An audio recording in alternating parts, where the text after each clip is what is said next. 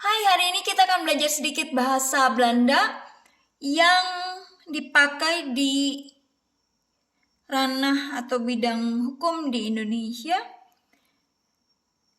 Yang pertama adalah rechtspersoon.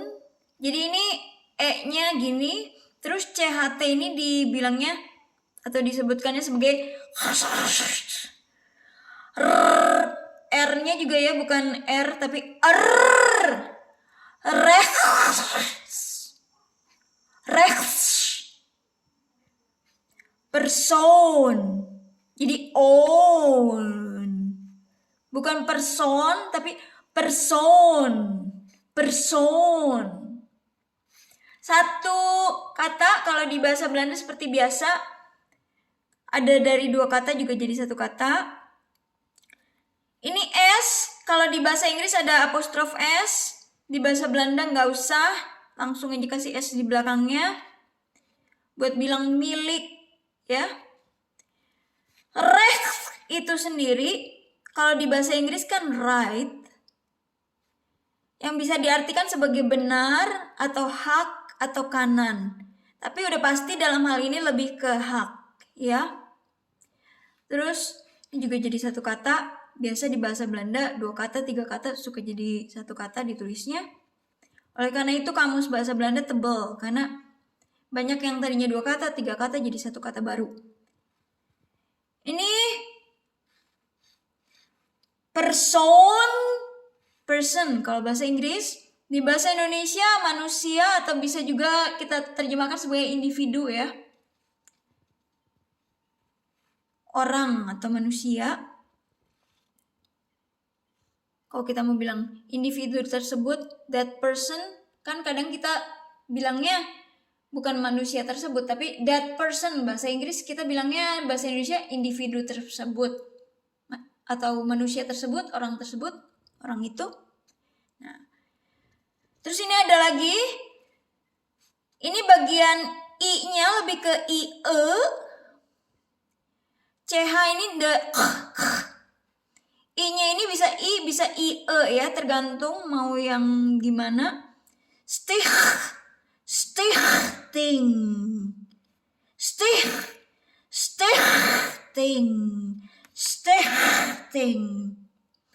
Bahasa Inggris foundation, bahasa Indonesia yayasan.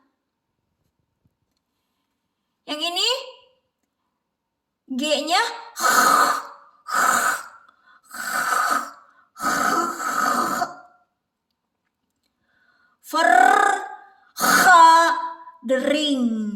ring.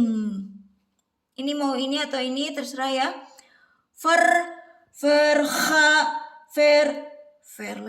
Vergadering. Ring.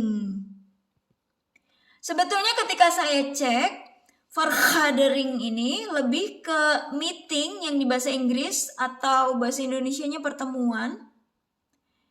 Tapi di istilah hukum ini lebih ke perkumpulan. Saya cek di Kamus Van Dale, ada definisi yang kedua selain meeting atau pertemuan, yaitu de personen die vergaderen. Nah, personen ini en buat bentuk jamak atau banyak atau plural. Di bahasa Inggris dikasih s belakangnya, tapi tanpa apostrof atau koma atas ya. Kalau di bahasa Inggris, karena kalau koma atas kan untuk milik. Kalau di bahasa Belanda, S justru untuk milik, dan untuk banyak atau jamak bukan diulang katanya, tapi dikasih en di belakangnya. Terus ini the, bahasa Inggris the, bahasa Belanda the. Personen, karena jamak atau plural, jadi udah pasti the-nya pakai the. Karena the ini kadang ada head, ada the, tapi untuk jamak udah pasti the-nya bentukan the.